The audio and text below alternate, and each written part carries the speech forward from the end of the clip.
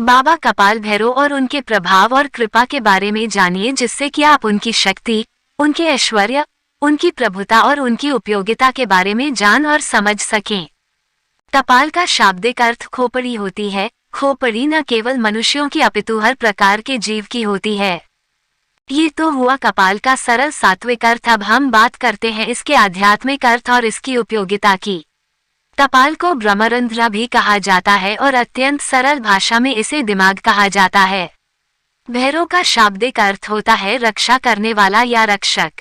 भैरव भगवान शिव के 5वें अवतार हैं, जिनके मुख्य 2 रूप है, काल भैरव और बटुक भैरव। अधिकांश लोग काल भैरव को ही बटुक भैरव मानते हैं, जो कि गलत है। हालांकि दोनों शिवरूपी है, परंतु इनमें अगाध भेद है। अब मैं आपको काल भैरव, बटुक भैरव और कपाल भैरव के जन्म की कथा बताता हूँ।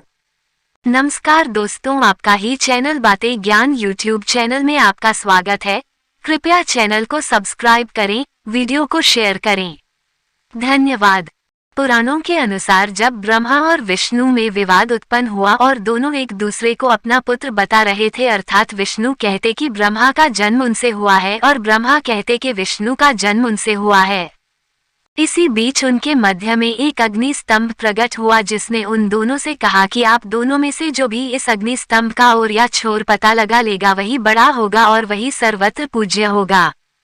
ब्रह्मा ने एक हंस का रूप धारण किया और विष्णु ने एक वराह का रूप धारण किया। ब्रह्मा ने ऊपर और विष्णु ने नीचे की ओर प्रस्थान किया।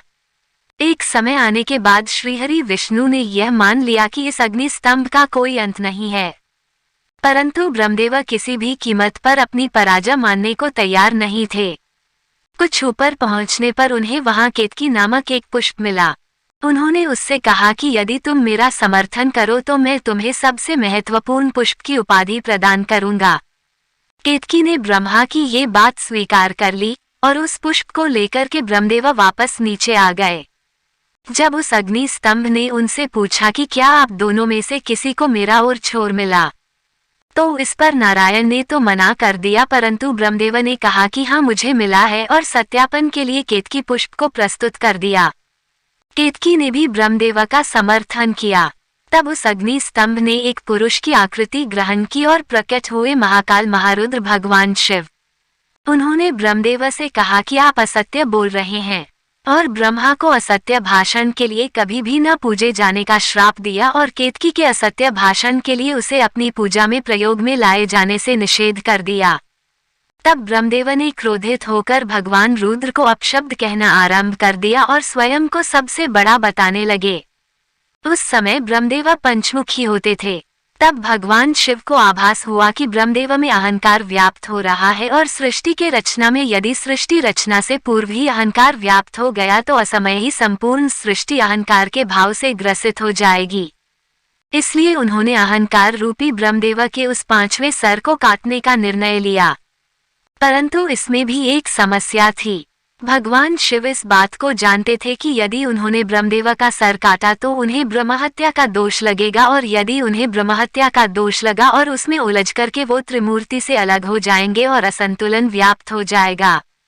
इसी कारण सर्व समर्थ भगवान रुद्र ने अपने ही अंश से एक ऐसे विकराल गण को उत्पन्न किया जो कृष्ण वर्ण के थे, अस्थियों के आभूषणों से सुशोभित थे। उस दिव्य पुरुष को देखकर और उनकी गर्जना को सुनकर ऐसा लगता था मानो लाखों भयानक काले मेघों ने जीवंत रूप ले करके गर्जना की हो।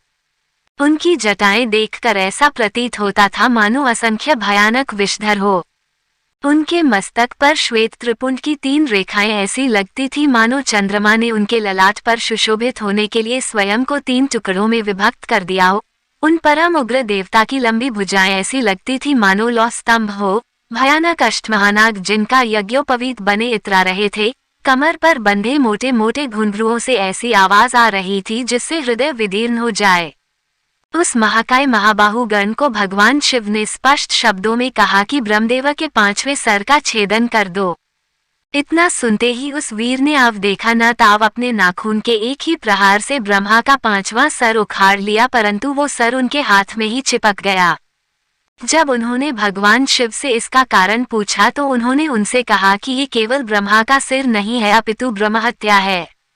इस ब्रह्महत्या के फलस्वरूप तुम्हें श्रापित होना पड़ेगा। उन्होंने कहा कि तुमने ब्रह्मा के सिर को काटकर इस सृष्टि की अहंकार से रक्षा की है, अतः आज से तुम्हारा नाम भैरव होगा। अब तुम जाओ और ब्रह्मा के इस सिर को लेकर सृष्टि में विचरण करो, और जहाँ भी ये सिर तुम्हारे हाथ से छूट जाएगा वहीं तुम रुक जाना और स्थापित हो जाना। उसके बाद भैरव ने उस सर को हाथ में लेकर सृष्टि के चक्कर लगाने शुरू किए। वो सारी सृष्टि में अनंत काल तक भ्रमण करते रहे, परंतु कहीं भी वो सर उनके हाथ से नहीं छूटा। परंतु सृष्टि के चक्कर लगाते लगाते उनकी गति इतनी तीव्र हो गई कि वो समय से भी आगे निकल गए। जब भगवान नारायण के कर्ण कुंडल गिरे और काशी नगरी स्थापित हुई, तब वहां पर भगवान भैरव के हाथ से ब्रह्मदेव का वो कपाल छूट गया। तब भगवान भैरव वहीं रुक गए और तब वहां भगवान शिव प्रकट हुए। उन्होंने उनसे कहा कि ये मेरी प्रिय काशी नगरी है और आज से तुम इसके संरक्षक के रूप में यहाँ स्थापित हो, परंतु तुम्हें इस काशी नगरी में केवल पैर के एक अंगूठे के बराबर स्थान मिलेगा और तुम्हें इसी ब्रह्म कपाल में भोजन करना होगा। तुम अपनी तीव्र गति के कारण समय से भी आगे चले गए थे, अर्थात तुमने कालचक्र पर भी विजय प्राप्त की है। इस कारण आज से तुम काल भैरव के नाम से जाने जाओगे। तुम काशी की पवित्रता और काशी के भक्तों की रक्षा करोगे। ध्यान रहे काशी में मरने वाले को यम स्पर्श न करे। तब बाबा काल भैरव ने महादेव से पूछा कि इससे तो पापी कर्म के दंड से निर्भीक हो जाएंगे। तो उन्होंने कहा कि यहाँ मृत्यु प्राप्त करने वालों को यमराज दंड नहीं दे पाएंगे, परंतु तुम उन्हें दंड दोगे। बिना काल यातना प्राप्त किए कोई भी जीवात्मा ये काशी नगरी नहीं छोड़ेगी। जिस जगह पर वो अग्नि स्तंभ प्रकट हुआ था वो जगह आज के समय में अरुणाचल प्रदेश में स्थित है, और जिस स्थान पर ब्रह्मा का कपाल छूटा था वो जगह आज के समय में वाराणसी स्थित कपाल मोचन तीर्थ है। इसी कथा से संबंधित बाबा कपाल भैरव के जन्म की कथा है, जिसके बारे में मैं आपको आगे बताऊंगा। अभी हम बाबा बटुक भैरव की जन्म कथा के बारे में जानते हैं। आप सभी को उस कथा का ज्ञान होगा जब परमेश्वरी महाकाली को शांत करने के लिए परमेश्वर भगवान शिव माता के चरणों के नीचे लेट गए थे। तब माता काली को जिस पश्चाताप ने घेरा था उसके कारण माता ने भगवान शिव से ये वचन लिया था कि आज के उपरांत वो कभी उनके सामने भूमिशाई नहीं होंगे। तब भगवान ने उन्हें वचन दे दिया, परंतु कालांतर में जब माता ने दारुक नमक असुर का संहार करने के लिए पुनः काली स्वरूप धारण किया और वो नियंत्रण से बाहर हो गई, तो भगवान ने वचनबंधित होने के कारण एक नन्हे से बालक का रूप धारण किया और माँ माँ कहकर काली माँ को पुकारना आरंभ किया। बालक की करुण पुकार को सुनकर माँ काली का हृदय द्रवित हो गया और वो अपना आक्रोश भूलकर उसे गोद में लेकर लाड प्यार करने लगी और उनका क्रोध शांत होकर उनका उग्र रूप शांत हो गया। तब उस बालक से माँ ने पूछा कि तुम कौन हो? तो उस बालक ने उत्तर दिया कि मैं शिव हूँ, तुम्हें शांत करने के लिए मैंने ये बटुक रूप धारण किया है। बटुक का अर्थ होता है बाल रूप। तब माता ने कहा कि आप अपने पूर्व रूप को धारण करिए। तब भगवान शिव अपने शिवरूप में आ गए। तब माता ने उनसे पुनः आग्रह किया कि आप अपने भीतर से उस बटुक रूप को बाहर निकालिए। तो भगवान शिव ने उनसे इसका कारण पूछा। इस पर उन्होंने कहा कि उस स्वरूप में आपने मुझे माँ कहा है, आप तो मेरे स्वामी हैं, पुत्र नहीं हो सकते। तब परमेश्वर ने पुनः बटुक रूप को प्रकट किया। तब माता ने उनसे कहा कि आपने इस बटुक रूप में संसार की रक्षा की है मेरे क्रोध से, इसलिए आज से आपको भैरव की उपाधि दी जाती है। आज से आप बटुक भैरव के रूप में पूजे जाएंगे और मेरे पुत्र के रूप में जाने जाएंगे। बटुक भैरव पापियों के काल है, उनकी उपस्थिति जहां साधकों को सुख का आभास करवाती है, वही वो बालक 5 वर्ष की आयु में भी पापियों का काल है। सोचिए कि जिस बालक ने मां काली के क्रोध को शांत कर दिया उसके सामने कौन ऐसा है जो अपनी शक्ति दिखाएगा। ये थी बाबा बटुक भैरव की उत्पत्ति की कथा। उपरोक्त वर्णित 2 भैरवों के अलावा कोई भी ऐसे भैरव नहीं है जिनकी उत्पत्ति साक्षात भगवान शिव से हुई हो। रक्षक की भूमिका निभाने के लिए समय समय पर बाबा काल भैरव से ही अन्य सभी भैरवों उपभैरवों की उत्पत्ति हुई है, जिनका मुख्य उद्देश्य माता के विभिन्न रूपों की रक्षा करना ही था। परंतु इन सभी भैरवों में से भी एक भैरव ऐसे हुए जो काल भैरव को सबसे प्रिय है। भगवान काल भैरव ने उन्हें अपने अनुज का स्थान दिया। अपना दंडाधिकारी बनाया, जिनका नाम है कपाल भैरव। यहाँ कपाल भैरव के जन्म की उत्पत्ति की कथा बताने से पहले मैं आप सबकी बाबा कपाल भैरव की कुछ विशेष बातें बताना चाहता हूँ। और आध्यात्म में सिद्धि की पराकाष्ठा कपाल भेदन क्रिया को माना जाता है। इस कपाल भेदन के मुख्य रूप से दो प्रतीकात्मक या मुख्य देवता है। सर्वप्रथम है माता छिन्नमस्ता, जिन्होंने स्वयं अपना शिरच्छेद कर दिया था, और दूसरी है भगवान परशुराम की माता और ऋषि जमदग्नि की धर्मपत्नी माँ रेणुका, जिनका पिता की आज्ञा से स्वयं भगवान परशुराम ने काट दिया था। जिस प्रकार सर्प जागृत कुंडलिनी का प्रतीक होते हैं, उसी प्रकार ये दोनों माताएं कपाल भेदन क्रिया की प्रतीक एवं पराकाष्ठा है।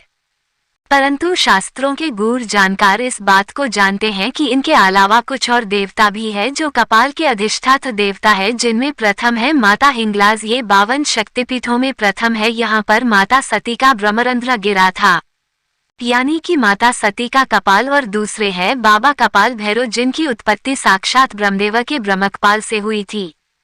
इन्हीं बाबा कपाल भैरव की कथा अब मैं आपको बताने जा रहा हूँ।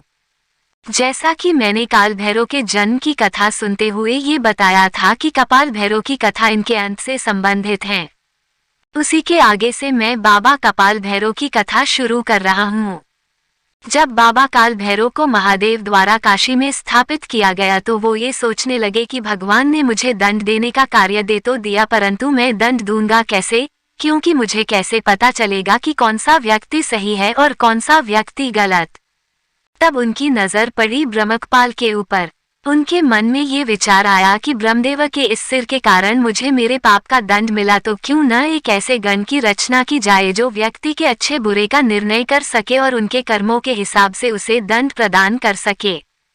तब उन्होंने उस ब्रह्मकपाल का एक हिस्सा तोड़ा और अपनी योग शक्ति से उस कपाल में अपनी कुंडलिनी ऊर्जा को जागृत करके उसे एक जीवंत रूप प्रदान किया। उस कपाल के अंश से जिस गण का प्राकट्य हुआ वो गण अत्यंत भयानक थे, साक्षात दूसरे काल भैरव के सामान ही प्रतीत हो रहे थे। उनके हाथों में जो त्रिशूल था उसमें से विद्युत निकल रही थी, हड्डियों के टकराने का सा उनका अट्टहास था। उनके मस्तक पर तीसरा नेत्र विद्यमान था। परमेश्वर शिव के सामान ही वो सर्पाभूषण धारण किए हुए थे। उनके एक हाथ में कपाल था और दूसरे हाथ में त्रिशूल। भगवान काल भैरव ने उन्हें देखते ही प्रसन्नता से उन्हें अपने हृदय से लगा लिया और उनसे कहा कि तुम ब्रह्मदेव के खंडित कपाल से प्रकट हुए हो और तुम्हारे अंदर मेरे कपाल की ही ऊर्जाएं हैं। अतः आज से तुम्हारा नाम कपाल भैरव होगा। कपालहस्त होने के कारण तुम्हें कपाली भैरव भी कहा जाएगा और आज से तुम काशी में साक्षात काल भैरव का दंड बनकर मेरे कार्य में मेरी सहायता करोगे। जिस लाट पर ब्रह्मदेव का सर गिरा था तुम उसी लाट पर स्थापित होंगे और तुम्हें लाट भैरव कहा जाएगा और तुम्हारी पूजा के बाद ही मेरी पूजा होगी। इसी कारण से आज भी बाबा कपाल भैरव का ध्यान किए बिना भगवान काल भैरव की पूजा नहीं की जाती, जिसके प्रमाण है काशी और उज्जैन के काल भैरव मंदिर, जिनमें निम्नलिखित श्लोक से बाबा कपाल भैरव को याद किया जाता है। वंदे बालम स्फटिक सदृश कुंभलोल्लास विक्त्रम दिव्याकल्पफनिमनिमय किंकिनीनु पुंच दिव्याकार विश्वन सुप्रसन्न द्विनेत्रम हस्ताद्या वा दधानांत्र शिवमनिभायम वक्रदंडा कपालम। काल यानी समय और काल भैरव यानी समय के भय से रक्षा करने वाले बाबा काल भैरव और ब्रह्मदेव के ब्रह्मकपाल से प्रकट होने के कारण बाबा कपाल भैरव त्रिनेत्रधारी और त्रिकालदर्शी देवता है। ये अत्यंत शीघ्र प्रसन्न होने वाले देवता है और बिना साधक का आहित किए हुए ये उसके साथ रहते हैं। इनकी पूजा और साधना करने वाला व्यक्ति सदैव सुखी होता है। भगवान कपाल भैरव कपाल से प्रकट होने के कारण कपाल तत्व के इष्ट देवता है। जैसा कि आप सबको मैंने बताया था कि साधना क्षेत्र में कपाल भेदन क्रिया कितनी आवश्यक है, परंतु लोग इसे जल्दी से सिद्ध नहीं कर पाते, कारण कि उन्हें पता ही नहीं होता कि कपाल भेदन क्या होता है और किस देवता की कृपा से वो कपाल भेदन क्रिया संपन्न कर सकते हैं। कलयुग में 3 देवता ऐसे हैं जिन्हें मुख्य रूप से जागृत माना गया है, जो समस्त कलयुग में मानव कल्याण का भार वहन करते हैं, और वो 3 देवता है भगवान श्री हनुमान, भगवान श्री भैरव और माता श्री महाकाली। जागृत होने के कारण भैरव कम साधना उपासना में भी साधक को फल दे देते हैं और बाबा कपाल भैरव के आशीर्वाद से आप कपाल भेदन क्रिया को भी संपन्न कर सकते हैं।